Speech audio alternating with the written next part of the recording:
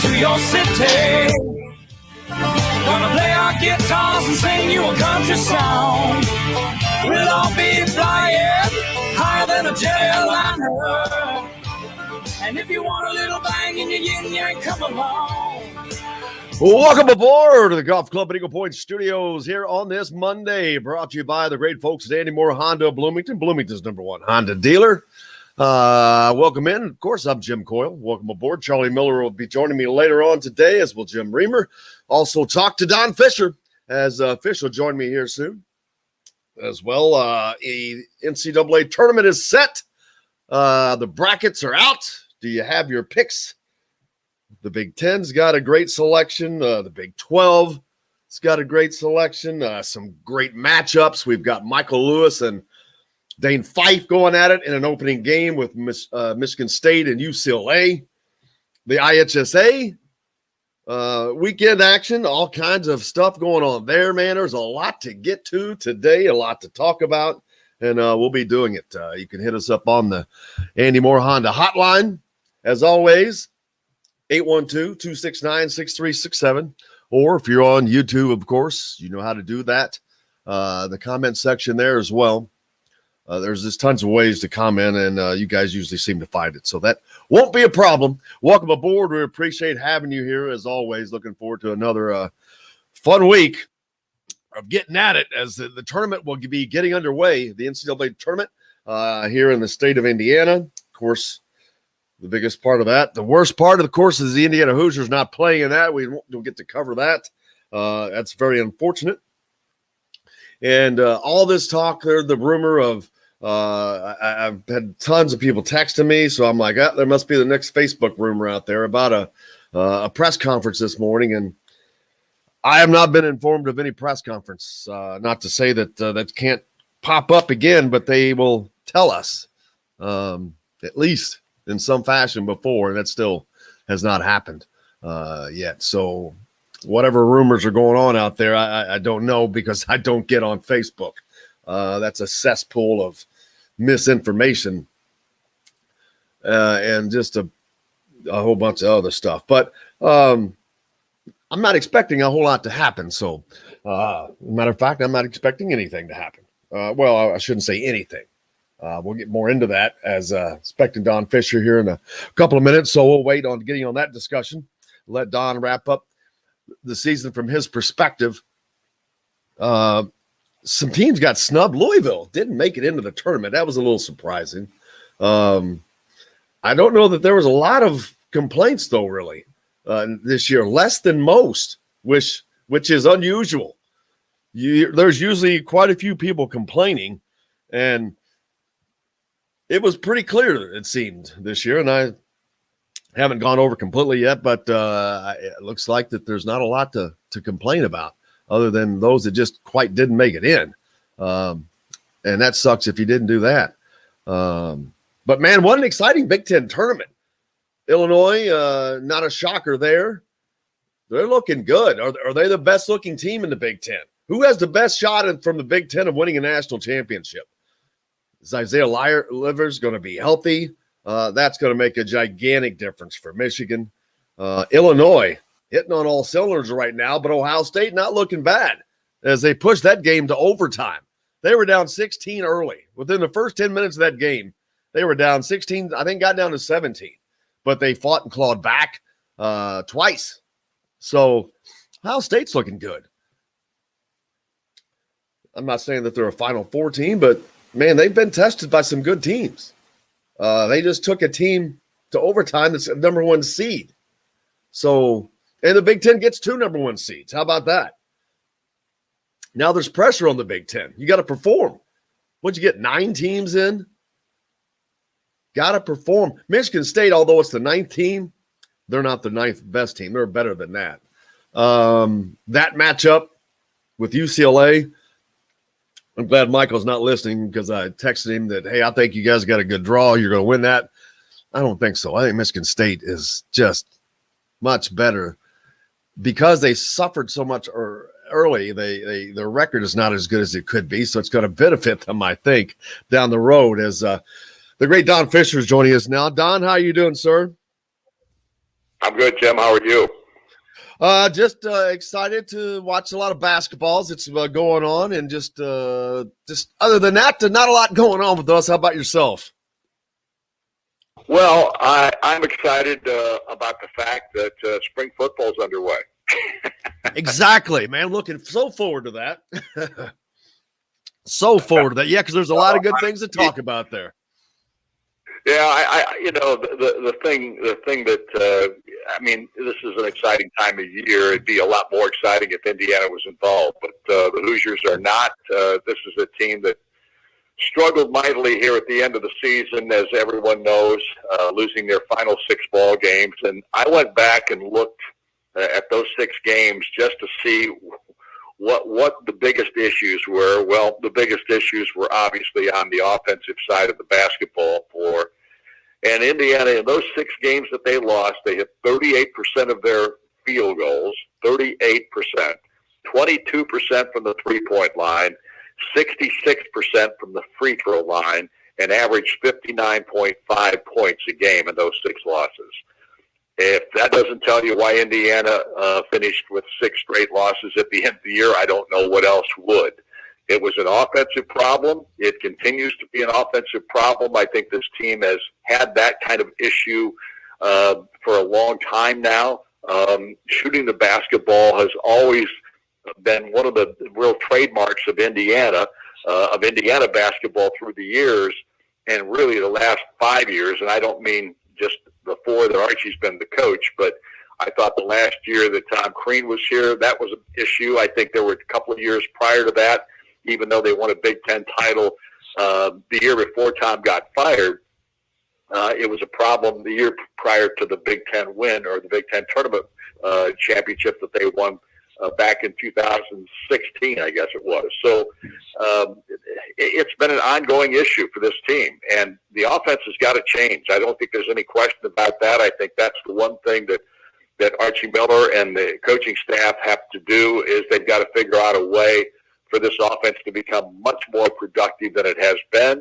You've got almost everybody back in this team, with the exception of Al Durham, if they all come back, which we assume that they would. And there's no question that's the problem that Indiana's got to fix. We know that they can play good at the defensive end of the floor, but when this team lost their confidence shooting the basketball this year many times, they just couldn't overcome it because their confidence level went down. It affected how they played at the defensive end, and you can't have that happening. So this team's got to look in the mirror. They've got to find a way to turn this around, and they've got to get a job done that's just not impossible by any stretch of the imagination, because they have enough talent on this team to be really good. The freshmen this year, they were sporadic. They've got to become better players. They've got to work at it. They've got to have a great offseason. And the other players on this team that are veterans in this ball club, they've got to improve their games as well. They've got plenty of talent if they can get their minds right. And right now, that's the big question mark.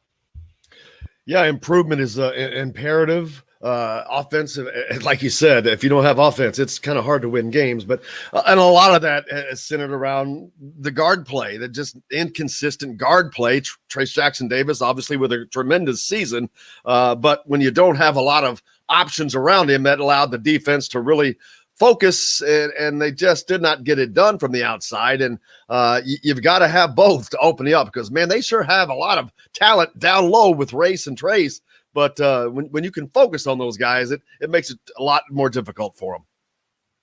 Yeah, there's no question. I do want to say that, I mean, the absence of Joey Blunt this year, I think, really hurt this team, not because Joey's a superstar-type talent or anything like that, but his physicality, his ability to play inside, to make things more difficult on teams with his defensive abilities and his physicality down low. I think his lack of presence on this ball club this year really affected this team and how they played. I think it affected Trace and Race both in regard to minutes played, because those guys had to produce a lot more from a timing standpoint on the court. And they didn't have anybody. If those two guys were in foul trouble or they lost one of them, Jordan Geronimo was just too young and not big enough to be playing in a post position, even though he was asked to do so, and at times looked very good in doing it. But The freshmen, in my opinion, did not develop as we thought that they would. They showed signs at times, but as the games went on and the season went on, it looked to me like they all lost confidence in what they were trying to do out there. And so, to me, if there's one thing that has to change in this basketball team in getting ready for next season, it has to be the mentality. There's got to be a change in their mental makeup and how they go about things, and in the toughness factor mentally, because it's not a physical thing. This is a mental thing, and this team has got to take a look at that. I don't know what that calls for. I'm not a doctor or a coach, so I can't make the call there. I just know what I see, and in those areas, I think those are the big changes have to be taking place. Yeah, because you looked around the league and a lot of freshmen out there, a lot of great freshmen out there, and they were very involved in their teams, and that's what you have to have on your team to be successful. It has to have all parts working in sync, and there was just a break in that chain for Indiana this year, and that was a big reason for the success of a lot of these other Big Ten teams being able to get that from all stages of their roster. Right, there's no question, and there's no. I think the one thing that we do know is that Indiana's got one freshman recruit coming in, a transfer, Parker Stewart, that's on the roster right now. Even though he did not play at all here in the second semester, he could have, but opted out because of the passing of his father. That's the reason he transferred to Indiana in the first place. And you understand completely why the young man decided to opt out and not play for one semester of basketball, but. At the same time, that's probably where Archie Miller and the staff are going to look to bring in some transfers that may be able to help immediately. And the Duncombe kid out of Cincinnati, the 6'9", 235 post player, coming in should help that as well. We anticipate that Joey Bruck would likely come back and play another season in Indiana, which would help Race and Trace both. So they would have a lot more frontline help for next season as compared to this one where they were shorthanded in that regard. But it's about everybody improving. It's about everybody working on the things that they struggled with this year. Taking care of the basketball at times was a big problem. Shooting the basketball was the obvious issue that this team had from an offensive standpoint, whether that's Archie changing the offensive setup and how they go about their offensive system. I don't know, but I know that that's got to be fixed or they'll have no chance next year either. Yeah, I guess the one thing that the biggest complaint was everything just seemed so scripted, and there was just such an unwillingness to change anything this year, and there was a lot of questions about that, and we didn't see that, and that's what is a lot of people when you don't change anything, but everything's the same. It's kind of maddening. Well, and again, shooting the basketball and the ball going through the net, yeah, has a lot to do with that. If your team is struggling offensively, it's usually because you're not shooting the ball that well, and whether that's the system or whether that's guys with their confidence level. I mean, it's a combination of so many different things, and we can all point to certain things that really bugged us and we didn't like and all that kind of thing. But it's a combination of things that have to take place if you're going to be a cohesive basketball team. And honestly, right now, this team needs to look in the mirror and figure it out and come back with a vengeance this summer and working on their game and getting ready to play and getting ready for next season, because we can't see this again next year. If we do, we know big changes will be taking place. Yeah, speaking of the Big Ten, Don, a big presence, 9 teams in. So that's going to be a fun thing to watch. Looking forward to that. Michigan State made it in. So all that getting started this week and all here in the state of Indiana. Looking forward to that happening. But, man, the Big Ten, a great year for them to get 9 teams in. Well, no question. And honestly, if Indiana would have had the kind of end-of-the-year presence that we anticipated, it might have been 10 teams in the NCAA field, but that's not the case. There are 9, the most any conference has ever put in the NCAA tournament field. 2 of them are on the front line, on the top line as number 1 seed in Michigan and Illinois.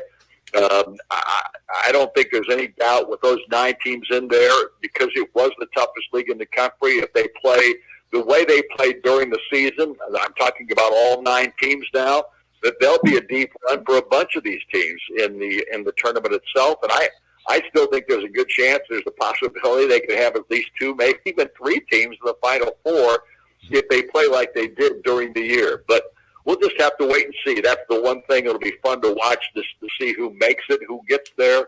And hopefully they don't all get upset in the first or second round, because sometimes that happens too. But I have a hard time believing that the NCAA Final Four won't contain at least 1, maybe 2. That's even possible, maybe even 3 teams. Yeah, and this could be the year that the Big Ten gets the monkey off its back with a national title. You got several teams. If Michigan can get Isaiah Livers back healthy, Illinois looked incredible yesterday, but Ohio State is right there with them. So there's 3 teams that are really playing at a very, very high national championship level. Well, you can't forget Iowa, because C.J. Frederick's been playing more of late again, even though he's been hurt a good portion of the last half of this season. In fact, both games that Indiana played them and beat Iowa, Frederick was missing. He missed the first or the final half of the first time they met, and he didn't play at all in the second time. And when he came back here in the last week or so, Iowa was a different ball club too. So that's another team you got to keep your eye on. And don't forget the Purdue Boilermakers, who have had another terrific year, a ball club that the freshmen have really impacted that team, and there's no question they are capable of knocking off people as well. So, honestly, when you look at the upper echelon of the league, that top 5 group, I think a lot of those teams can make a real run in the NCAA tournament. Yep. Before we let you get out of here, Charlie got on and joined us. Charlie, joined to say hi to Don and ask anything you want to ask him. Don, how you doing this morning? I'm doing good, Charlie. How about you? Good. No, yeah, I'm doing well. I appreciate you for answering the question. No, I don't have any questions for Don, more so than it's always good to hear from Don, just to be honest with you, as a former player, and to hear his enthusiasm as he speaks. I mean, I just enjoy it. So I'm a fan. I just like to listen sometimes. Charlie, I appreciate that, man. Appreciate it a bunch. Obviously, I'm old, as you know, and despite that, I still love what I'm doing, and I'm still enjoying it. And even though I didn't enjoy the end of a season for this Indiana basketball team, we look forward to the positive things happening in the future. Yeah, I just thought of something. Don, are you on Cameo? Am I what? There's something called Cameo. I just thought of this because actually I said part of Don's responsibilities, he should be required to leave a voicemail for all the former players as their outgoing voicemail to introduce them. How crazy would that be? But there's something called Cameo that people are on, like yourself, that people pay them to do that. I'm like, oh my God, that's Don Fischer needs to be on that. I'll send that to you to explain it to you. But yes. That would be incredible. Yeah, that would be nuts. But I'll send that to you, Don, to explain it to you. But that's right up your alley. That's right where you'd be making another $1 million probably. Well, trust me, the last thing I need to be is on something else that needs me to be in summer. I'm going to play golf. The heck with the rest of it. That's right. That's right, man. That's right. Don, I cannot thank you enough, man. It's not going to be a good golfing day today. It looks like rain coming down, but it's getting that grass and those greens ready to go. It's absolutely awful out there, but spring football is underway, so I'll go practice a couple times. We'll talk a couple more times here at the end of the month here while we got the NCAA tournament going on. We'll have a chance to touch base with you on other things that are going on, hopefully, and we'll see whether or not things are going to change, and maybe, whether people are going to stay or people are going to leave. We'll find all that out here in the next couple of weeks. Absolutely. Don, I can't thank you enough, man. It's always a pleasure. Thanks for having me, guys. Appreciate it. All right, Don. You betcha. The great Don Fischer, the voice of the Hoosiers, joining us as he does each Monday, and Charlie Miller as well. We'll be back with tons more here on Indiana Sports Beat. Charlie, how you doing, brother? I'm doing well, man. How you doing, Jim?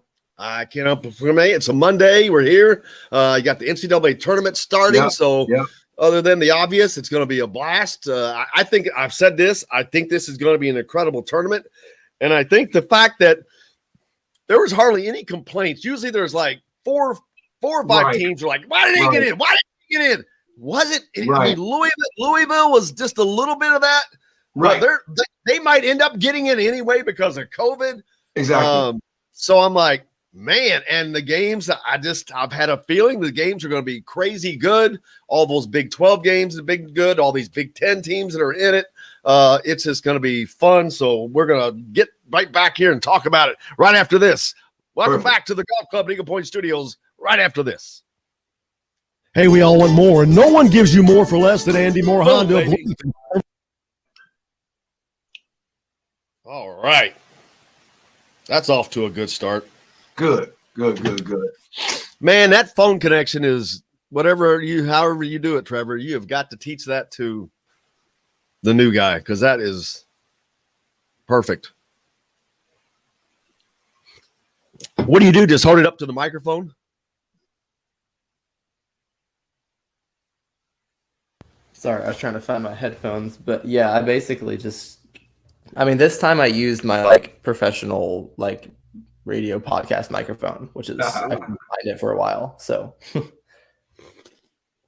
yeah, I have to show all that stuff because that was, although he's only on for 2 more weeks and he's done, and then we shouldn't have many more phone calls after that, but we got to always be ready as a backup. Man, no Indiana in the NIT, Charlie. Hey, well, wow. I mean, had to cancel my dang flight. I'd already bought the flight. Did you? Well, I bought it because I was like, man, thinking, yeah. If it comes out today and they got a flight, I was like, what the hell is that going to cost me? I'm like, right. So I lose money either way. I hear you. Gosh, dang it. See, people don't understand stuff like, I'm like, man, you got to try to plan. If you don't, yeah, it costs you money. That's right. Yeah. Oh, well. Oh, Wells. What's going on in Dallas? It's spring break for us. My son just had a birthday over the weekend. He just turned 5. Went to a ninja park, right? And was running. And wait a minute, there is a ninja park? Well, yeah, it's like an indoor facility. CrossFit, ninja. They got all the ramps, and you get special socks with the grip. Run around and what's his name, Charlie? His name is Aiden. And Aiden and we had a blast, man. I was told from by every parent that every other kid was in their car, just gone, sleep. After they left the party, but Aiden, he puts his rain boots on, even though it's not raining, they light up, and he gets a scooter that has wheels that light up, and he just went back at the park. That's funny. He's nonstop go. So he's starting to also build a love for basketball. I was getting ready to say that drive's fixing to come in good. It's interesting because the communication that we'll have about training is waiting for you. And basketball development. Visit to French Lake. Being out on that court all the time. Yeah, exactly. Yeah. Not going home sleeping. There you go. Lacing them shoes up with the lights on. There you go.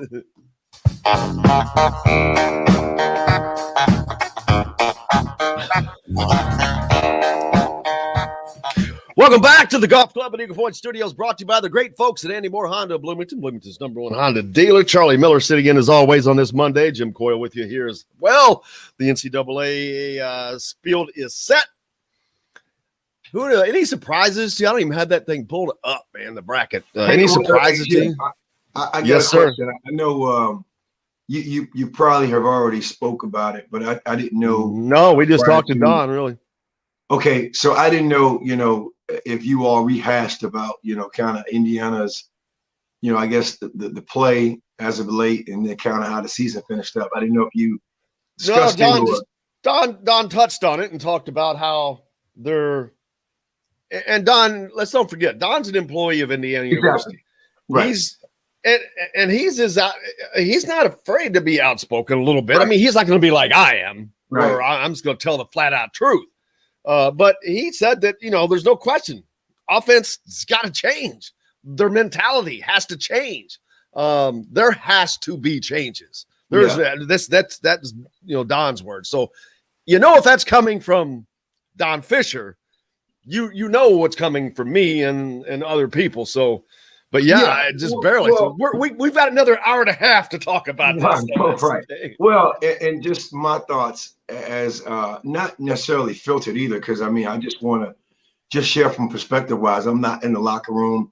I'm not even going off of what I did as a player or what you can imagine that you're going through, just going for what I'm watching.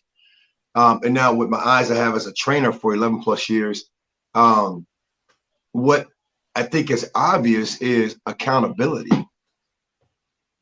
Accountability. It's obvious. Player accountability. Player accountability.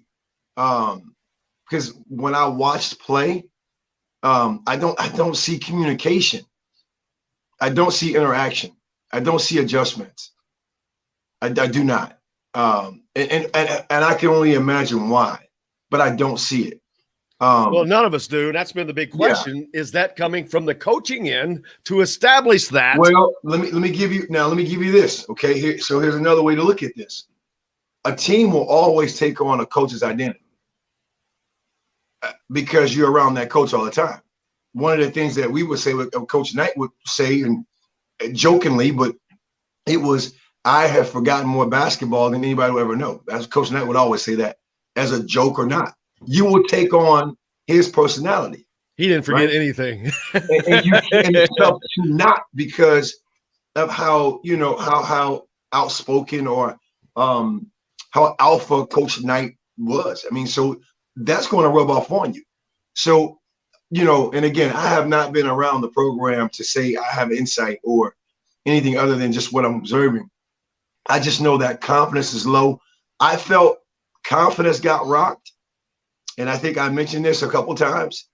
That game at Rutgers, when there was a 15 to 20 point swing, I think I saw the air come out of that team. Up 15, upbeat, first half, second half. I just saw from that point on,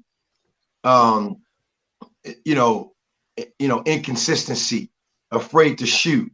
And for me, something really big, something simple, but I don't see this. We don't turn the corner well attacking the basket. You're not going to score points. You're not scoring points if you do not turn the corner from the perimeter, getting downhill. You're not scoring points. And that's something I felt watching play. And again, I don't think it's by design. Because, I mean, your racehorse is an interior player who's going to get 18 to 19 to 20 points a game. Everyone knows it, right? So what are you going to do? You're going to pack it in.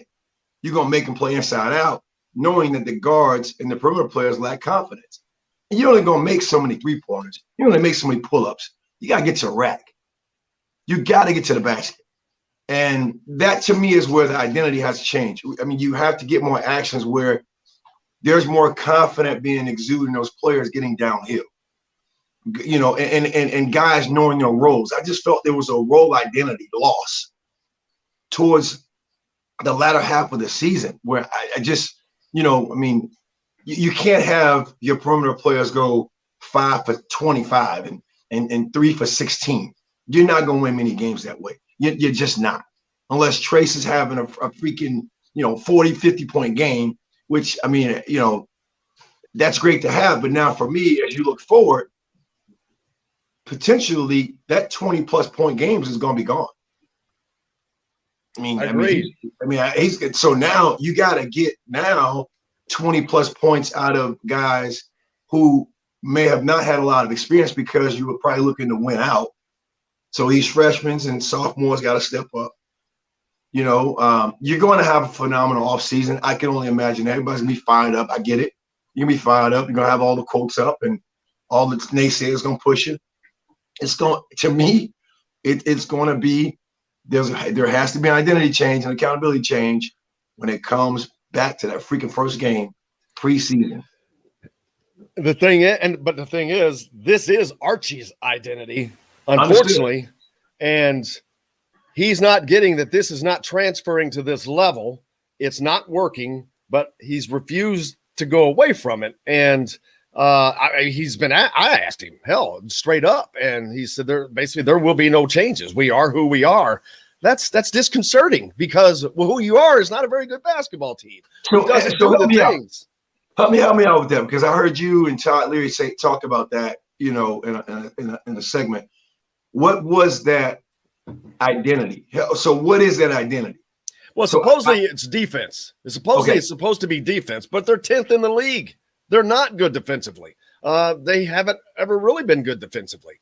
And this system of his just seems to be too hard for players to grasp, and that can't be possible because the greatest coaches in the world can coach. So why are these, and why does shooting become a problem here? And it's been that way for 4 years. Why? That cannot be a coincidence. If you look back at all of Archie Miller's teams, they're all poor free throw shooting teams. Why is that?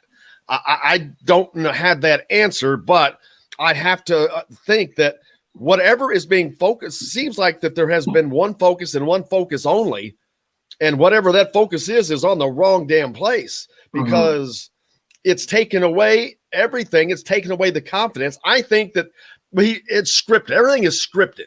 I mean, literally scripted. And he's always saying they need to stick to the script better. right. You can't script athletics. You can't script my reaction. Yeah. And I think that by trying to script these players, he is scripting out their individuality. He is scripting out their thinking, their creative thinking. They're focusing so hard on following this stupid script that will work at a mid-major level that that's all that they're thinking about. And now it makes them look dumb half the time, because when you're doing nothing but thinking on a field, on a court, on any level of play, you're screwed, because you should not be thinking, you should be reacting. And there's a gigantic difference. There's and you know, the very simple saying I have now is don't think, play with instinct.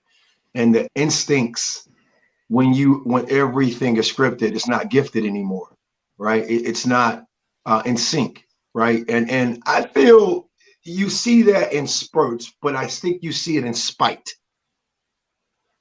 I'm going to go away from this because I see this play, but see, to me, that's where I see conflict. And again, that's just me. There's a lot of conflict resolution that needs to take place. And I'm not saying we don't want to talk about this. We can talk about what they're not doing and what they can't do. And I get that. But just being honest, there needs to be a whole identity. What do you call the word? Almost what's the word, Jim? I'm thinking I got surgery, implants, implants. You need a whole personality implant. Yeah, you need it. And again, if defense is your identity, then to me, transplant. You personality transplant. If defense is your identity, also the transplant, right? Then that means early offense is what comes after that, because when you do play high level defense, that leads to a lot of fast break transition opportunities, which we don't do very well. We pull the ball out. We don't attack. Now we're back to running again. And like, you know, it's just like looking at commentary too. What does this mean? Because I mean, every player pretty much, if you watch film and study, you can say, and I can recall teams that were very predictable. They, you know, point guard passed the ball, gets a flare screen. You know how to jump that to deny to get a steal, right? A player said that at Purdue about Indiana. Man, they're predictable. They're predictable. I know their plays. I know what they're going to do, how they're going to do it. And that to me means, okay, if you're that bold to also say that and let that be on the record to say, hey, this team is predictable. I know all their plays. I know all their calls and cadences. Then to me, that's something I think you need to look at this offseason as far as adjusting how you do what you do, when you do it. The players got to also get acclimated. I mean, I think there has to be a lot of skill development mentally, a lot of adjustments, because, hey, let's face it, man, when you're booed off the court, that's a psyche hit, man. I hope it. I don't think that was toward the players, because I've seen a lot. I think that was towards Archie Miller. But that's team. I'm just saying, man. I'm just look, and the thing, and this is also for fans, people. It's one thing, it happens, and everyone walks off stoic like it doesn't bother them. you by yourself. You're talking to your teammates. Oh, you saw what happened. Now it festers. It's going to have to be a lot of draining, man. There has to be a resurrection that has to take place for the players and the coaches to me, and there's accountability and identity change and shift that has to happen if you want to see something different. Well, execution is something we'll talk about when we come back, because that has been, to me, the biggest absolute issue, no doubt. And, talk about how sad it is. IU has earned one top 3 seed in the last 28 seasons. That's heartbreaking for Indiana fans. Hell, you've only played in the tournament 4 out of the last 12 years. That doesn't even seem possible to say that. But we'll talk about it more when we come back. Listening to Charlie Miller and myself. We're coming to you from the Golf Club at Eagle Point Studios, brought to you by Andy Moore Honda. We're back right after this. Oh, man, that's crazy. That's just depressing. Well, coming from obviously a program as storied as Indiana, it is, because you are used to winning. You're used to finding ways to figure it out. I would just go off of Nick Saban. You got to figure it out. It takes what it takes, right? And I know, we all know what it takes as former players or them in the program. It's confidence, man. And I was listening to Archie, and he was saying, man, the players are confidence is low. And I can only imagine, man, like if but you know how long he's been saying that? Oh wow. That's not just this year. Wow. He says a lot of the same things over and over and over. The one thing I don't ever hear, and I'll say this in a minute, the one thing I don't hear him do, you talk about accountability, I don't hear him take accountability. He's never talking about, I didn't do a good job. I got to do it. It's always he's always talking about them. I don't hear him talking about Archie. To me, Archie Miller's the problem. And Archie Miller doesn't seem to know that. And that, to me, is a major problem when the problem itself does not realize you have a problem. It's like being an alcoholic, man. The first step is recognizing the problem. Same thing with having a bad basketball team. First thing is recognizing you're a part of the problem. And if you don't, you can't. I don't know how if you don't recognize that, you can't change. Well, I feel I'm gonna give you an I statement. I feel he's going to be making a lot of adjustments personally. Oh, I guarantee he is. He's gonna make some staff adjustments. I think there's going to be some breakdown of how plays are called. The freedom to also give these guys room to grow. That's how they got there, right? You mentioned a great point. Everything can't be, scripted. Players got to learn how to break plays sometimes and make plays. That's what Purdue was, I was listening to the commentation. I was like, oh my God, you can't really scout them because, you never know what they're going to do, how they're going to do it. And I'm like, there was a day I remember listening to our games and you would hear that same thing. Like, you can't scout Indiana. You can't, how can you, right? They're going to cut you more up. Means more. They're going to slip. More savings. Come see us at the all-new Andy Moore Honda, now in Bloomington. This segment is brought to you by Bubba's 33 in Clarksville. Pizza, burgers, beer. Come on, baby. Sweet love me. Welcome back. Little Stones here on a Monday to the Golf Club at Eagle Point Studios, brought to you by Andy Moore Honda, Bloomington's #1 dealer. We're talking about execution being a major, major problem for a lot of this, Charlie. And I am fortunate to have the opportunity to talk to people like you and Todd and Verdell and AJ, Brian Evans, Colin Hartman, every week. And I try to learn as much as possible because of the different eras, different coaches, and I'm able to just pull so much.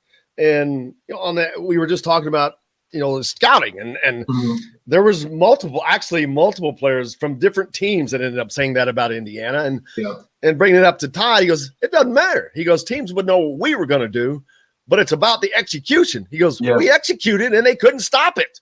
And like you're saying, it doesn't matter if they know it's coming. If you do it well enough, they can't stop it. Well, and here's what well enough means to me is you have options. Because even though you know there's a screen coming, you've repped, not just all of a sudden out of the blue, you know how to flip the screen because you repped it, you practiced it, meaning you did it over and over and over, or you also anticipated, you play with anticipation, right? You had options. I go set a screen for you, they yell switch, we're cutting and we're going different way. I'm going to the basket, you're popping out. Or if you pop to the basket, or you go to the basket, I'm popping out. We're not cutting the same direction. We're not yelling at each other. Now, again, not to compare.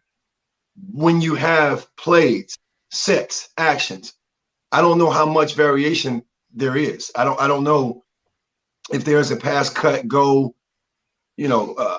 basket cut, face cut, how much of that's going on when you're playing on horns. Everyone's playing on the same horns actions, double screens at the elbow, come off.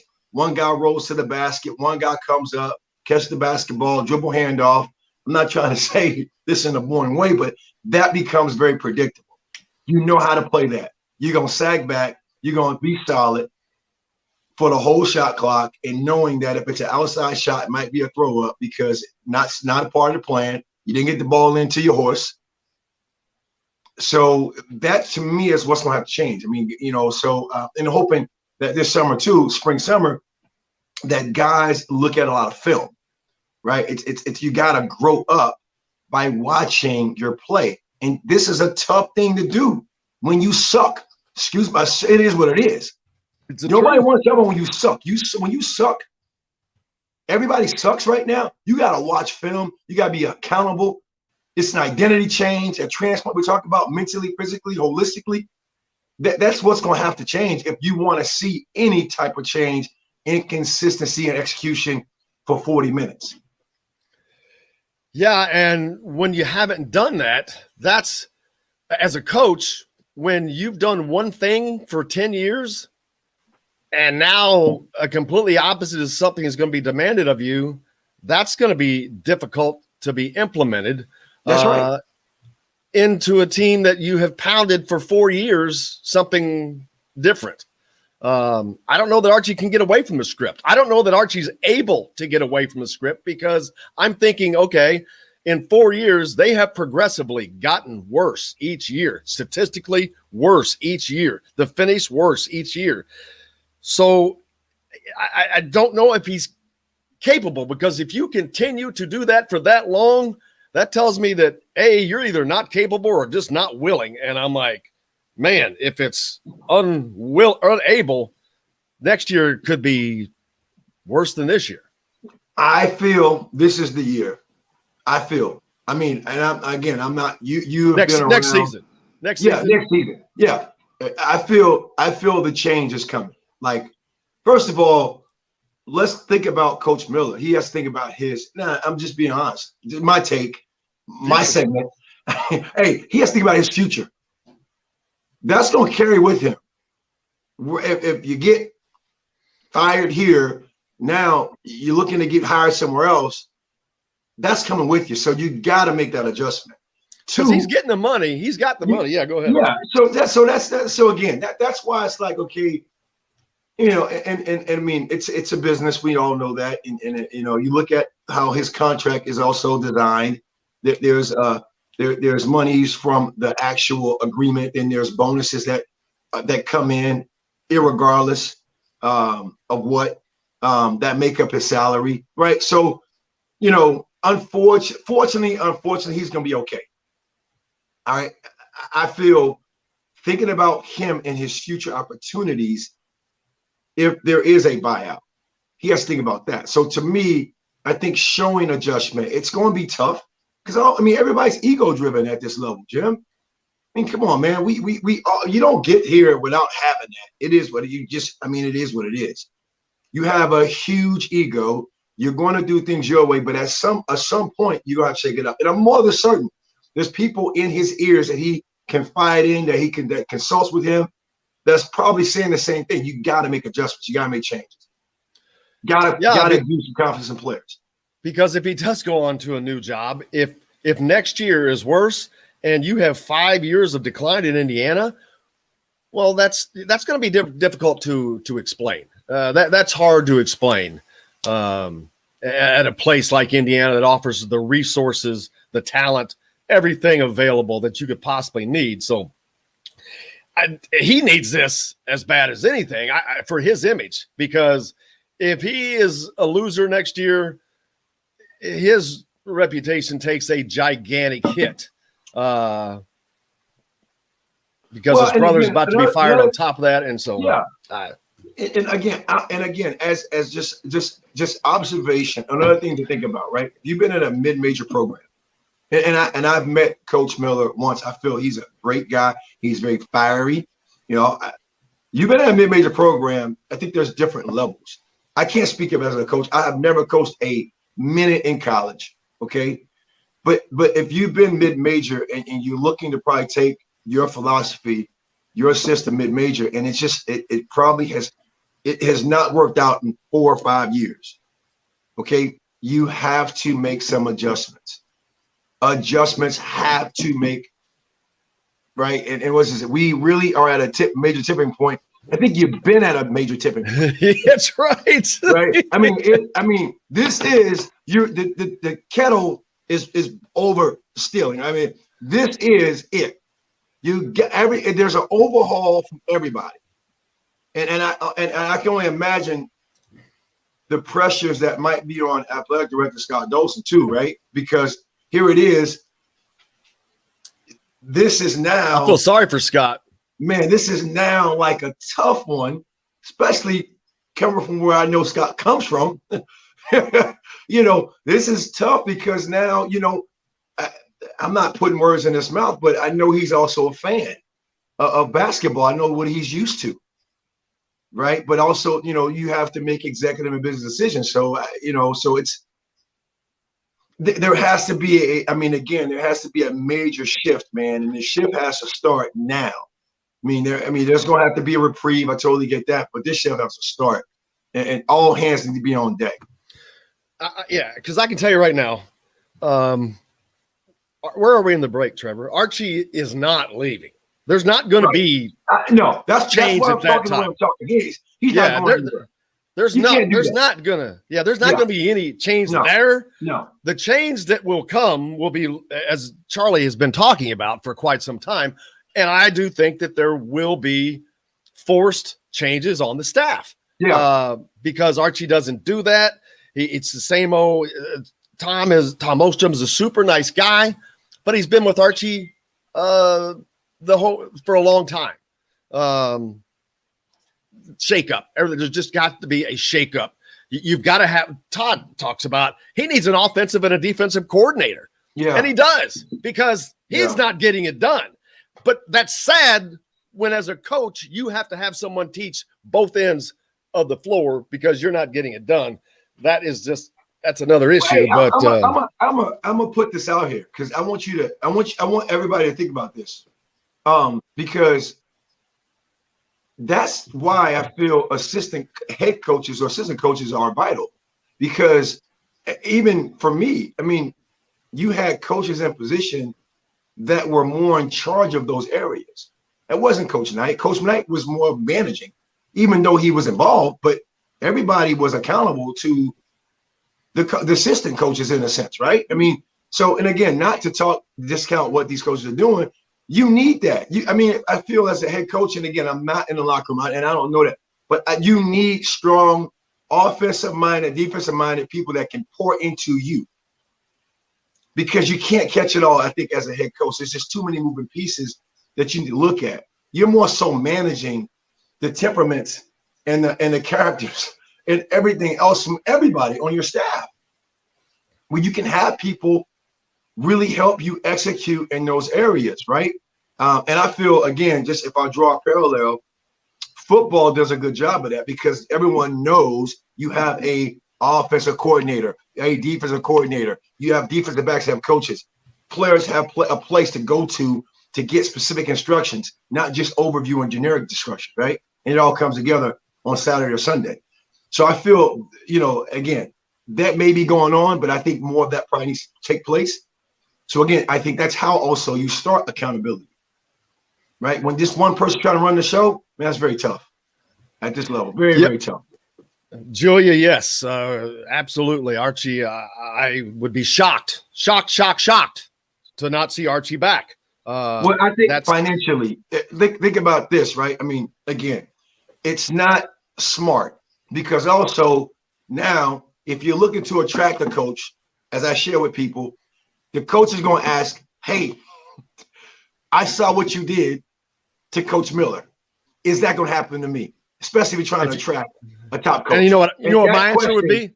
My answer would be, if you coach as badly as he did, yes. Correct. Totally understand that, right? But now let's get everybody's on tightrope. That's the thing about it, right? You can't be quick to say I'm gonna buy somebody out, even if you have the money, and who cares where the money comes from, right? I think you have to, I think, again, this is it, right? I mean, just, if you're communicating with your higher ups, as Archie's saying, he communicates and he knows where he stands. I can read enough of that to say, hey, you got one more.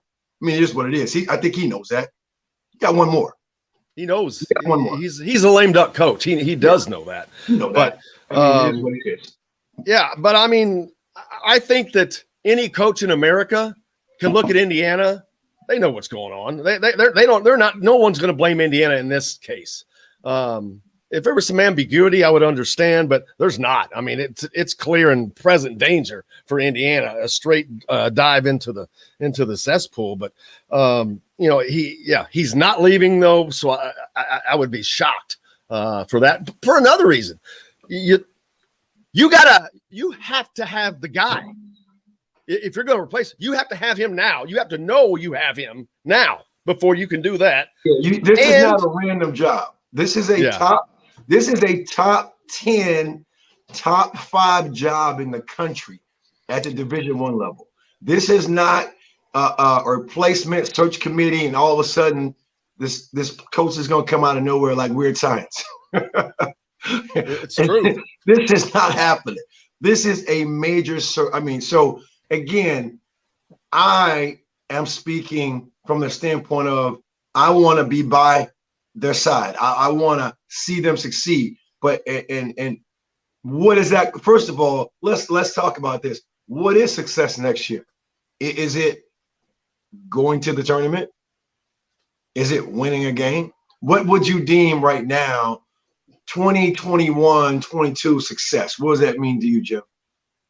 21-22 success definitely requires, for me, for Archie to survive success. Just what do you think? What does it look like? Well, man, I feel your answer is going to be what it's going to take to survive, but what does the program look like right now?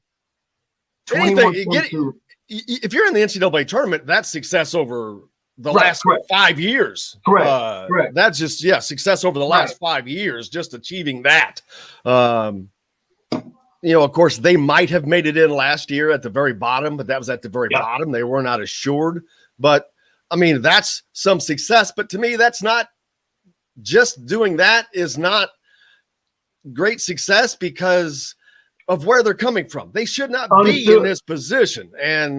But I'm not trying to be Johnny Negative, but it's hard to see a path of success for this Totally understand. Yeah. But getting into the tournament for the players, for the confidence, for the players that'll be here after that. That's success. Winning games, winning close games. They seem to lose every single close games, not having the ability to finish games.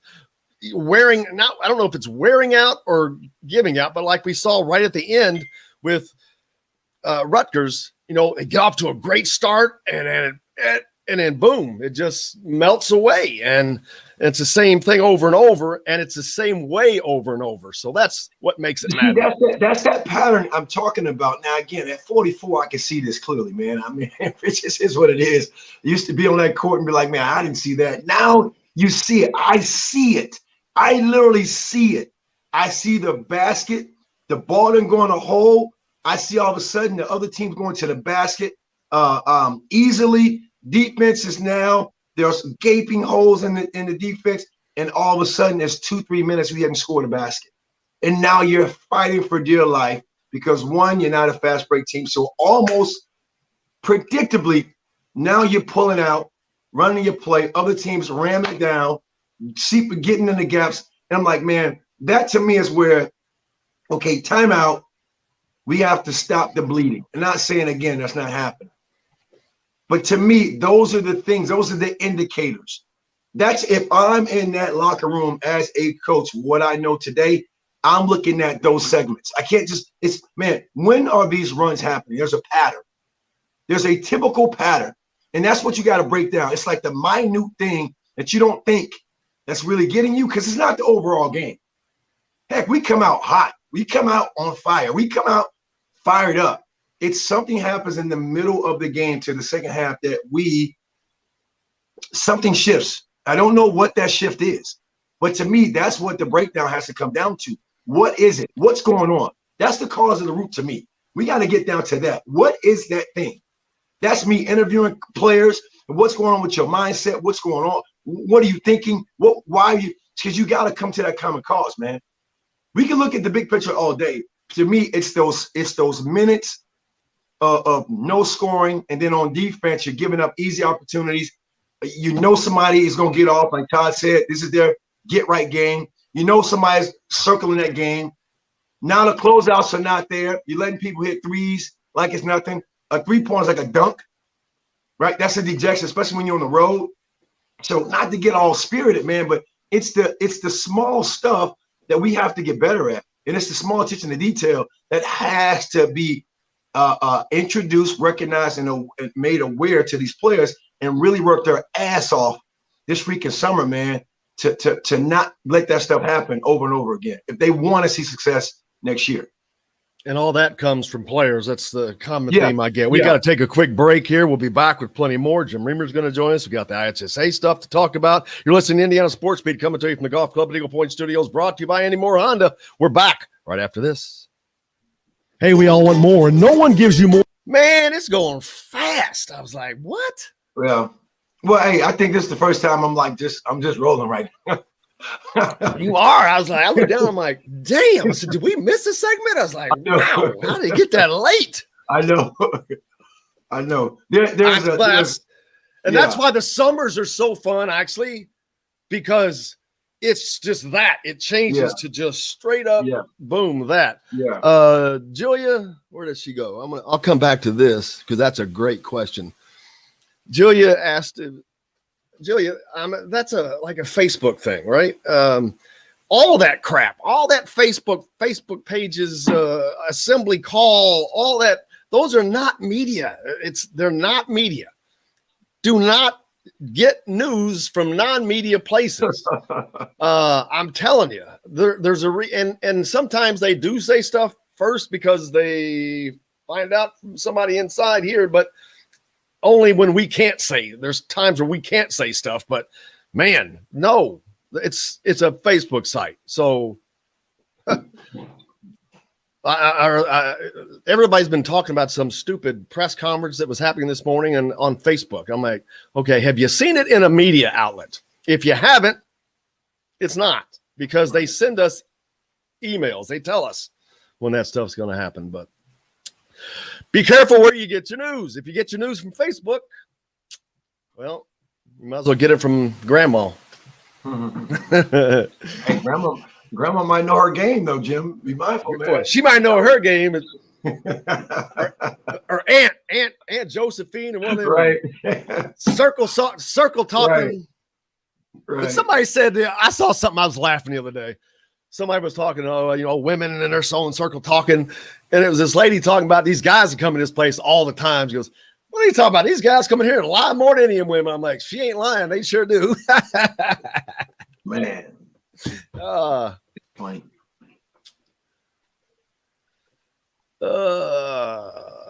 Man. Did you send that link to Jim Reamer? Trevor? Yeah, he's got it. Okay. That's all I need to know, bro. Man, I haven't I just been seeing some headlines. It looks like some good games are going on in high school play in Indiana. Man. Buzzer beaters and yeah, so that's pretty exciting. Heck yeah. Let's see. Where was that one? This world-class golfing, and a premier resort experience that is waiting for you on your next visit to French Lick, West Baden. That's a big part of it. This is brought to you by Reynolds Family Dentistry of Sillersburg. You need $1 million smile for those championship photos, and that's exactly what you'll get with Reynolds Family Dentistry. And I think it's gonna be a long, long time. John, how you doing? Welcome back. Golf Club at Eagle Point Studios brought to you by Andy Moore Honda Bloomington. Charlie Miller is here with me. Jim Coyle as well. John says, what's up, Charlie? And he also said that the new IU president starts July 1st. Yes, you are waiting for that, because let me tell you, that's part of why there will be no change. Right. You have a lame duck president that does not care about athletics, period, to begin with. So he damn sure is not signing off on a $10 million buyout on his way out the door. Not happening. All that is on Scott Dolson. So all that's on his shoulders. He's limited as what he can do. But that's one of the reasons it's not happening. This president is not signing off on that. I guarantee you that. And nothing is going to change until after that. And you're not going to hire a coach after July. If it was going to happen, it would have happened already. I'm fairly certain about that, but the NCAA tournament's going on. So, but I think because of all that, there's the buyout, he's not going to sign off on a $10 million buyout on his way out. As a matter of fact, he has spent his administration kind of sifting money from the athletics a lot. So that's one of the bigger reasons it's not going to happen. Scott Dolson's hands are tied in a way. He does not have sole authority to just say, okay, we're going to do this. Not only does he have a boss, which is the president, he has a boss, which is the board of trustees. Exactly. So it is not just this snap your fingers, make something happen, folks. And that's why, but the biggest reason is coming down to the president. I would pretty much that in the money. So personally, my opinion. Yeah, I mean, it just, I think you just leave it right there. I mean, it's too many changes at the higher levels that you're not going to do something Timing. on the way out. Timing, yeah. Because again, that's on your resume as you leave. Now you got a board of trustees say, okay, you're going to make a financial judiciary decision like that. What are you going to do here if at this new position? So come on, man. No one's doing that. That's why I feel, again, there's you got to think about everyone's career. I mean, so, yes, as fans, as people who want to see success, I think we can sometimes think it's that easy, but no, it's not. Yeah. Sean says, I'm concerned of the optics of paying a $10 million buyout during a pandemic that costs many university employees many money and jobs. Dolson is walking a tightrope. Yes, he is. Again, that's all on Scott's shoulders. There is the optics of that. Now, truth be told, that money is not paid at once. That it's spread out. It's offset against any future jobs he would get. But that being said, it is still the optics of spending $10 million on a guy to get him to walk away from doing a crappy job. I wish somebody would pay me $10 million to walk away. But yeah, that's bad optics, especially after you just gave your football coach $1 million raise, which was good optics. But it's not. Yeah, that's another reason. It's just not. It's not going to happen. Yeah, I mean, I don't look, see it happening. yeah, I mean, and the optics is one thing, and I think that's a great way to look at it. But I think overall, financially, it's just not a smart decision. It's just not. Like I mean, I don't care how much money you can get from the Big Ten networks. I don't care how much, if it's public news and everyone knows how much these schools get. It's just not like you can just take away from that. You just can't do that. So I feel that's why I think I'm more so speaking again. This is a critical time for the basketball program in whole, knowing that they're on borrowed time. I think they all know that. Absolutely. Here's a great question, Charlie. How do you recruit players if it seems that you're a lame duck coach? I mean, I know some kids are going to come to the school, but yeah, that's right. Yeah. So here's a take. A take is, again, my take. Here's a take. A lot of times players don't go to schools. They go play for a coach. So they follow a coach. And it can be an assistant coach. It could be someone who knows somebody, just a personal relationship.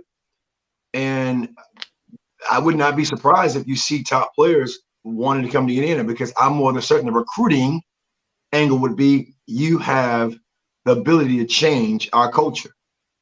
You can change it. There's gonna be playing time coming in right away. Nothing's set.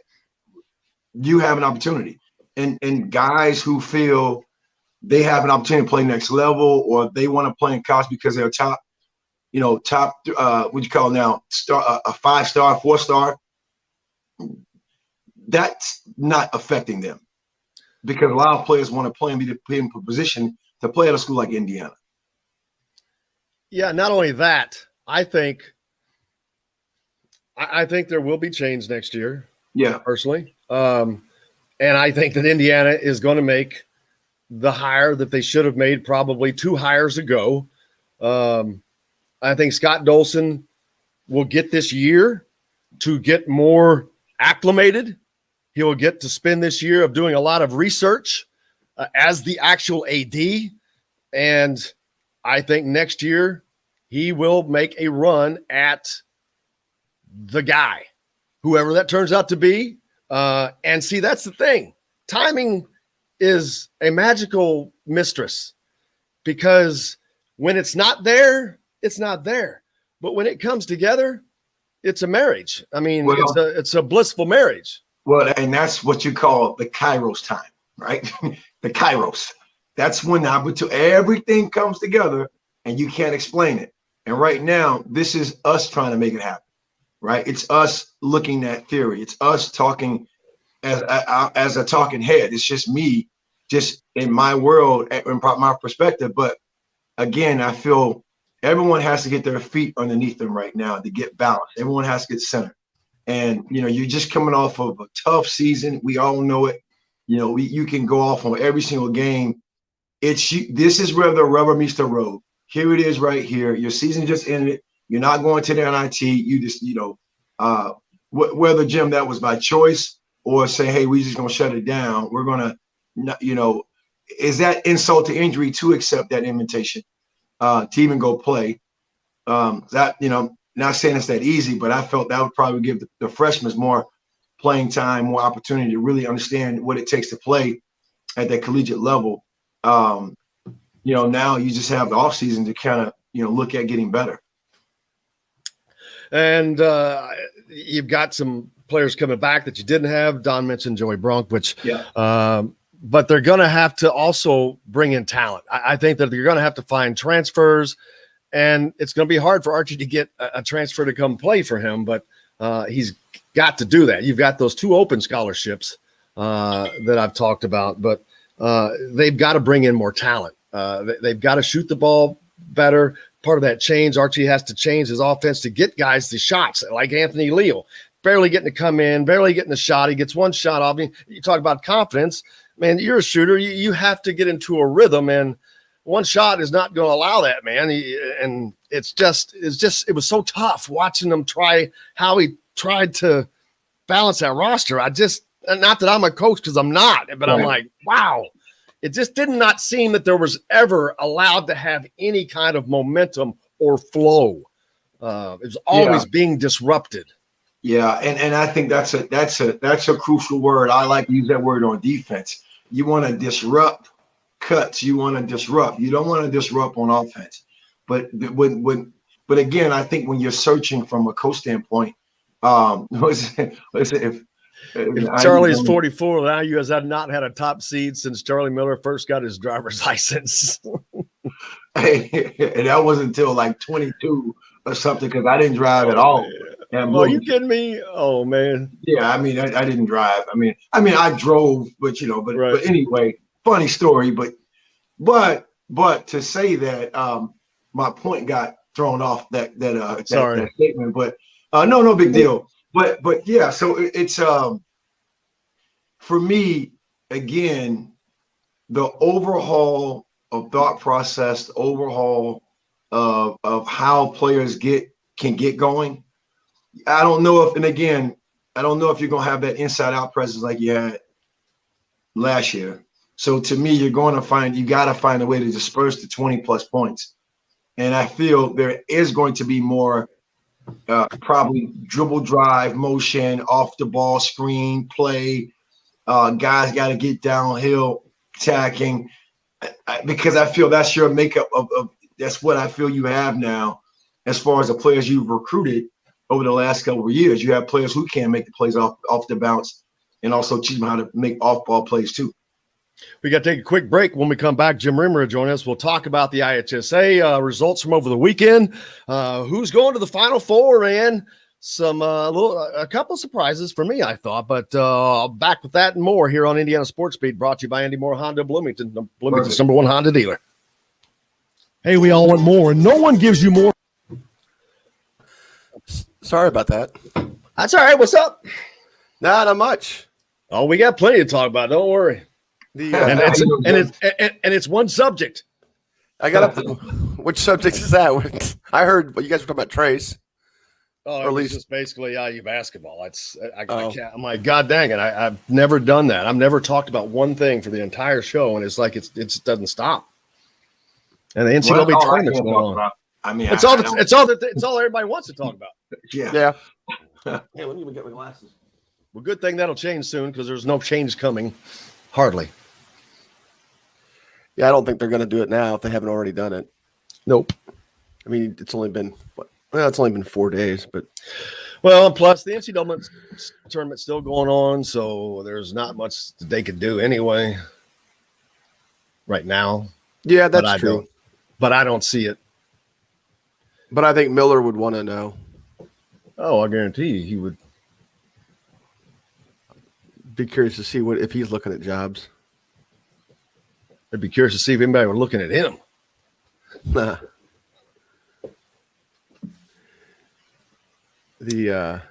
I do not see him at the Power 5 level unless he is at only like maybe a Nebraska or something like that. He got out coached by the interim coach at Penn State.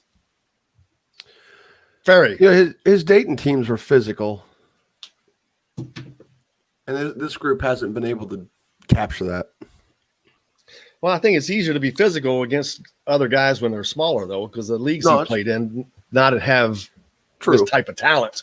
And that's why I think his system, a systems coach is what I call them, that works at a lesser level because the talent you're going up against is lesser. So you can control things a little bit more because they're not coached as well. They're not as athletic. They're not as good defensively. You can't do that at this level. The coaches kill you. The players kill you. I mean, you're playing against guys like Charlie Miller. That crap ain't going to work. Well, you learn. I mean, that's why I was like, again, I mean, it's an identity change that's going to have to happen. And maybe your ways worked in one system and one level. You have to totally make adjustments. And unfortunately, if it is 60 months later, you got at least another 12 to make a change. Well, and they're being they're undersized doesn't help that, and the problem with their teams go undersized because they've got guys who can really get buckets, can get out there and are super skilled at their position. Yeah. and a And premier that just hasn't resort been the case with experience this that group. is waiting Right. for you on your next visit to French Lick West Bay. Button. Where's that damn thing at? All right. This segment is brought to you by Bubba's 33 in Clarksville. Pizza, burgers, beer. Well, I'm standing on a corner in Winslow, Arizona, and such a fine sight to see. Well, I could sit there and start singing that song, but that would not be good for you all. Welcome back to the Golf Club Eagle Point Studios, brought to you by Andy Moore Honda of Bloomington. Joined now by Jim Reamer. How are you, sir? I'm doing well. Thanks for having me on, guys. Hey, Jim. Absolutely. Hey. Big weekend in Indiana high school ball, man. Some big games going on and bigger ones coming up this weekend. But let's talk about what happened last weekend to set this up, man. I know, Karma, let's go right to the top. Your favorite team, the Greyhounds. They're running into the Final Four, man. They are. And I think it's really their biggest test, probably figuratively. I mean, We're talking about literally, Carmel, probably. by the way. Yeah, probably their biggest test, literally as much as figuratively. Gary West is going to be a tremendous opponent. They've got a lot of talent. Jalen Washington, super skilled at 6'10", starting to really round into what the type of player we all thought he would be before he got injured. Putting the ball on the floor a little bit more than he did early in the year. When I saw him early in the year, mostly he was kind of a pick and pop guy. He would post up occasionally, but didn't really engage in contact. And some of the stuff that I've seen since February started, he's just gotten a little bit better off the bounce and a little tougher. And some of that comes just with confidence of, being confident in your health. So looking forward to that this weekend. That's where I'll be. Carmel beating Homestead I think that game went kind of what I thought it would be, just because I've got so much faith in the guys who aren't the stars of Carmel and how they play their role. They're very good defensively. They're very good in their role offensively in terms of finding people that are open, getting guys open with screens. I didn't necessarily anticipate they would win by 11, but that game was mostly a 5 to 6 point game most of the way. And they limited Homestead's 3-point shooting, not just in terms of Homestead was 5 for 12. Normally they're getting 23 threes a game. And I thought that right there was the big stat of the game. Yeah. Because normally they're getting extra possessions because they're outgunning you from the 3-point line. Mm-hmm. Not even if it's a game where it's a low percentage, they're usually hitting. I think they're usually around the neighborhood of 9 or 10 for 23 each game. So just that reduction in volume helped Carmel a lot. So. Well, that'll be a great one. There's several other good ones, too, coming up. Bloomington South surprised me. Last year, we thought was going to be their year, undefeated. Then COVID hit, Anthony Leal and all that. This year, I don't know what was their expectations, but I don't think that I expected to see them coming out of Seymour. I don't know that you can ever count out Bloomington South. I think that's get the winningest coach, so no, you probably can't. Yeah, they're getting they've been that way forever down there, where you can always sort of expect them to be in the mix. And it's not to say that they were automatic to this point, but they lost Connor Hickman. I think that's the one thing that I think most people decided, okay, maybe this is going to be a weird year for South. But Joey Bomba's really stepped up, and that was a kid I liked. I liked him as a sophomore. I did not see Bloomington South play this year, mostly because we get to a point during the season within our website where we're focusing more on underclassmen than seniors.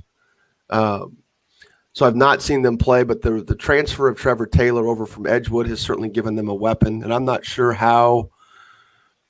when he started really playing at the beginning of the year. I think he was injured or maybe had some COVID issues that kept him from some games. I don't know if there were any eligibility issues as far as his transfer at the beginning of the year. If there was, they weren't really publicized. But, they've been going really well, and Bomba has really stepped up. He's had some big games for them.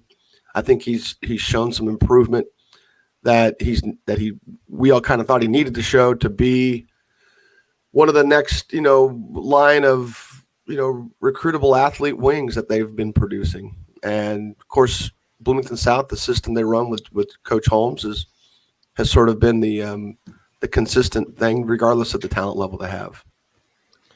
Silver Creek with Trey Kaufman and Cooper Jacoby, they move on. So no surprise there.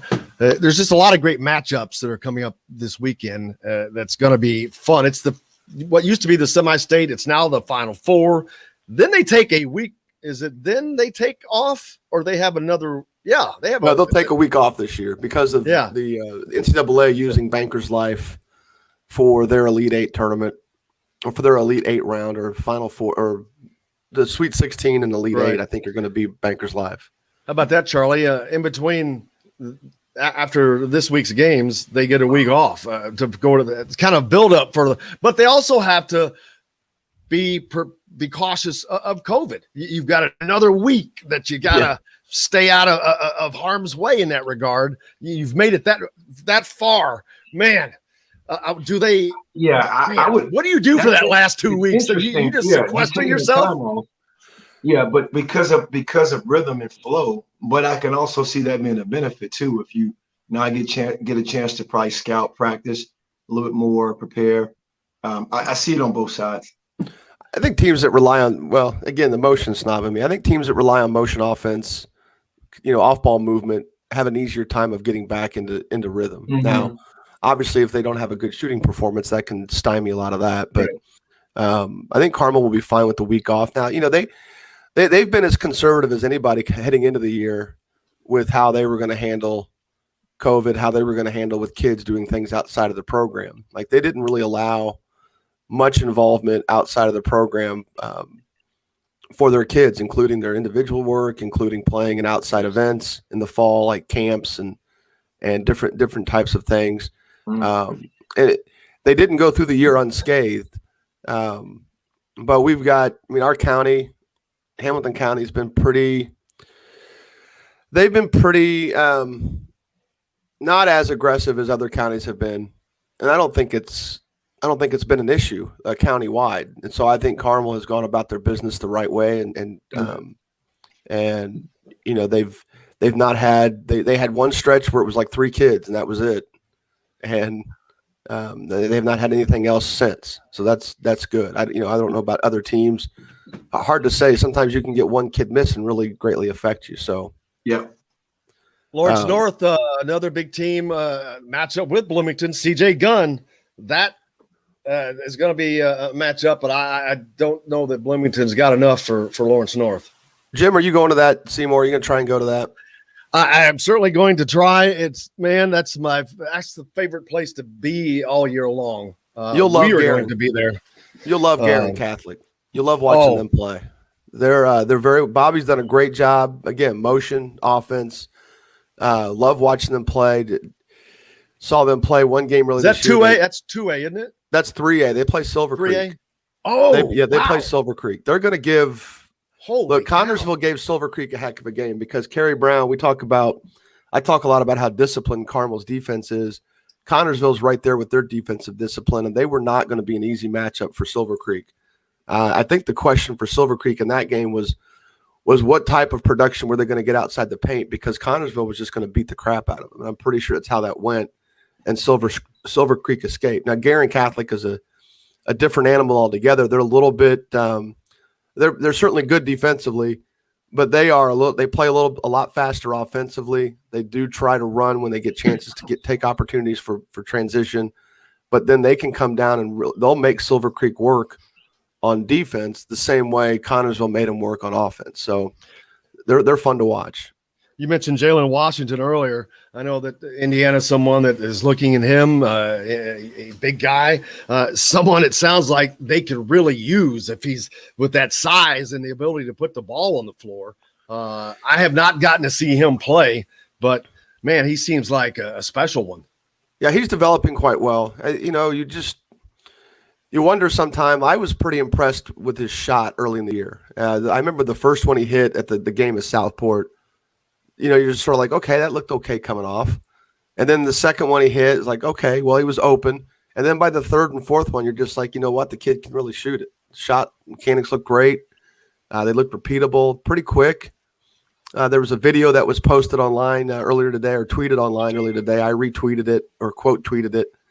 And his shot looks even cleaner in that video. and he just looks a little bit more aggressive than what he was early in the year. And I can only imagine that's not just confidence in his game, but confidence in his health. So That's right.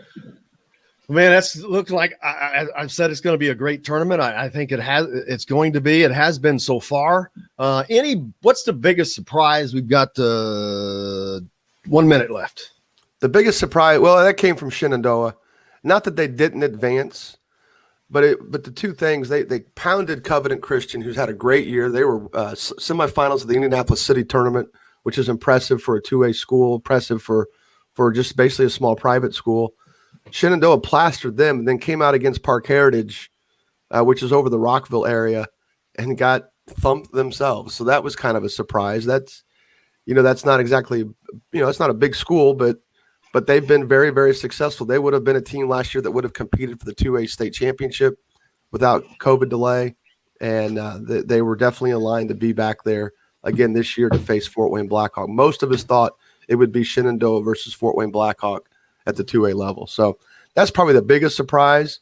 Not that they didn't get through, but just they lost by 19 points after winning an impressive early game by 30. So maybe not sexy, but of a surprise, but that was pretty much the biggest surprise of the night. So Pretty is as pretty does. Hey, that's going to wrap it up for the radio side of things. If you're listening on via podcast, of course, you can stay on, or on YouTube, stay on aboard. But on radio side, we'll see you again tomorrow. I want to thank Charlie Miller, of course, Don Fischer, and Jim Reamer.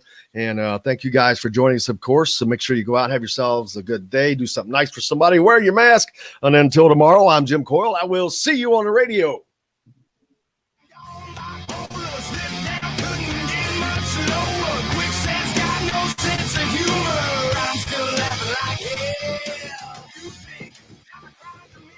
All right, I'll just give you a couple minutes so we can let Charlie get going, guys. But everybody wants to talk about the same stuff.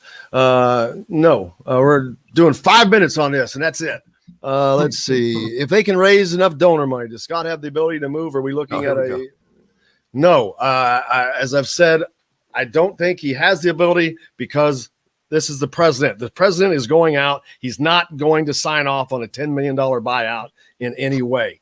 I don't care if they get donor money. I just think he's like, nope, he's not going to mess with it. He's got a couple of months left. He is not going to do it. I just can't see that unless he's forced by the board of trustees, and I don't see that happening either. So that should put that to bed. Todd is happy. Carmel beat undefeated Homestead to get on the regional. How did Will do? I didn't get a chance to ask you. Did well. He hit a big shot. And what he does too, even when he's not getting a ton of shots, is he changes the gravity of the floor. You have to guard him. You can't leave him. I mean, he went out against Bart Reed early in the year and had 15 points, I think. And then he came out against Lawrence North and had 11, in his dad's old gym. So, he definitely is somebody on the scouting report, and it opens things up for other guys. And he had another good game. So here's something of interest. Thanks, Forrest. I appreciate it. Apparently Purdue just hired assistant Michael Shrewsbury as their coach. Surprises me for one reason. I thought Jim Ferry was doing a good job, which I don't know anything about Jim Ferry. I don't know about the situation at Penn State. But as far as that went, I thought Jim Ferry did a pretty damn good job there. So I'm a little surprised they didn't give him an opportunity. Well, I mean, how much of that is, do you think what will he do on the recruiting side of it? I think that's the issue you have with interim head coaches. So no different for Mike Davis. Just the same thing for him would be, can he recruit kids to come in and play for his system? What is his system? And ultimately is that good enough to get where you want to be for Penn State? Now, Penn State's not exactly huge basketball tradition. But now Micah obviously comes in. The only head coaching experience he's got is IU South Bend, but very instrumental on Brad's staff at Boston. Anybody that's paid attention to Purdue, especially this year, has realized that Micah has taken most of the huddles. He's a huge presence in their huddles during the game. And anytime they need a big basket, it seems like he's the one with the clipboard doing most of the talking. So Now, does that translate to being able to run a whole program and do all that? You never know until somebody actually does it. And it is a big step to go to a Big Ten school without any. With limited head coaching experience. But Mike has got a pretty impressive resume for somebody that's got the assistant tag next to his name. Something I forgot, I had it written down here to mention. Rick Pitino, man, takes number 9 seeded Iona to the freaking NCAA tournament. He is the third coach to take 5 different programs to the tournament. But this 9th seed Iona, man, that's just hilarious. I mean, this is a guy that's done all that, coached the Knicks, the Celtics, Greece. I mean, I know he's on the shady side, but as far as a basketball coach, that dude's a freaking basketball nut mind. I mean, he's got one of those basketball minds. It's crazy. He's an enthusiast. He's the first coach I've ever seen that coached in the NBA that pressed. He used to press with Boston, but he pretty much had what I call Boston. He had the Boston Wildcats because he pretty much had a lot of his players playing for him in Boston. They were literally pressed. Nothing against it, but it was interesting watching. I'm like, man, didn't work out too well for him, though. Yeah, it's just hard to do. Yeah, it's hard to do that. But he would literally. I don't know if he was trying to start a trend, but he would literally try to press. But just wow, taking. I'm listening to you. No. I wanted to say before you moved on, his last 2 years at Louisville. Well, not his last 2, but 2 of his last years at Louisville. I went down to watch practice one time each year, and neither time did he do anything during practice. He had delegated most of that stuff out. So it's really surprised me that he's been able to. Yeah, it's surprised me. You can do, if Coach Knight, anybody that ever went to an Indiana practice probably would never see Coach Knight for the first hour, right? Jim, were you listening to our call earlier, Jim? No. Were you on? No. I say this to cut you off on purpose because I mentioned objectively a lot of times coaches aren't the ones coaching. It's the assistants. It's the people that, and again, I'm not saying this to put blame on Coach Miller, but at those levels, no, Coach Pitino was not coaching. Right. It's the guy, like the guy who just got a job at Penn State, who has a clipboard, who's running the practices, and just to give insight. But no, you nailed it, and I want you to continue to talk your point. And where I was going with that was because I agree with you. Like when you're long standing in a program, you can do that because it's by that point, especially if it means it's successful, and so it's become a machine. I mean, it's not like there's 4 assistants out there teaching their own things. They're teaching what Coach Knight wanted them to teach. And I just remember people thinking it was odd that the head coach was, that Coach Knight was not out there for the first 45 minutes to an hour. But when you're starting into a new program, I think it's odd to see that. I think when you're building the program, I think you've got to be hands-on. That's my personal opinion. And I don't know that Pitino's not doing it differently at Iona than he did his final years at Louisville. And I realize I have a pretty limited snapshot of what based on what I saw, but I didn't get the impression that it was any different. So and good for him that he can. Good for him that he can turn it around and maybe even find assistants who can really teach his system, or maybe he's just the ultimate delegator and the ultimate guy confident. I don't know that I would have the confidence right away to not be more hands-on in that environment. So especially if my job was on the line. He's bringing about $14,000 worth of suits to the NCAA tournament, so he'll be in good shape. He may be the only. That's funny. He's the only guy probably wearing a suit in the NCAA tournament. Everybody else has gone away from that stuff. But can you imagine seeing West Virginia play against Iona and Huggy Bear and Rick Pitino in a caption together? You got the kind of like a tent going on over here, and Rick over here in his Armani situation. Who's bringing the plaid jacket? Who's bringing the plaid jacket back? Nate Oates. There we go. Nate Oates. I've seen him wearing it already. What was Wimp Sanderson? What was his name? Didn't he wear that back in the day? That red and I think pretty sure. Well, they all did. Yeah. Well, Coach Knight. Coach Knight in the 70s. Oh, Be up yes, for it. he definitely had one. But I think that Wimp Sanderson definitely had like a tablecloth looking one, and I've seen Nate Oates wearing one already. I'm like, look at him. They gave him that new contract, man. He's snug it up. But hey, I don't want to keep you guys too long, man. It's been a great day, man. This just flew by. It's been so much fun. I cannot wait to do it again. But man, last thing from you, Jim. Looking forward to semi-state. The fewer the games are, the bigger they are, and I would recommend you go to Seymour. Try to get down there and watch that. Definitely. I mean, the IU connection alone, but you'll enjoy the Silver Creek Garin Catholic game. I could. I mean, we're gonna. I don't know anybody that is picking Garin Catholic outside of Garin Catholic, but I think you'll enjoy watching them play as well. And then, of course, Bloomington South, Lawrence North will be an interesting chess match between those two coaches. So. Charlie, what you got going this week, man?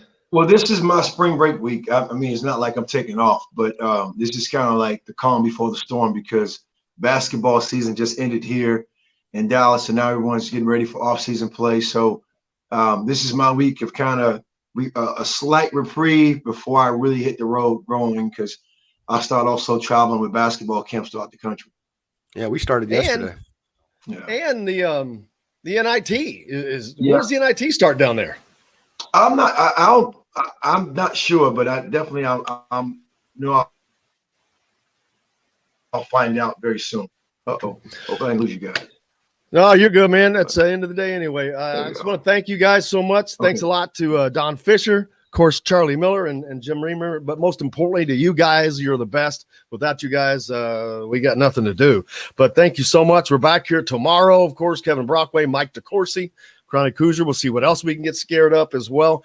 Go out and have yourselves a great day. Wear your mask. Do something nice for somebody. Until tomorrow, I'm Jim Coyle. I will see you on the radio.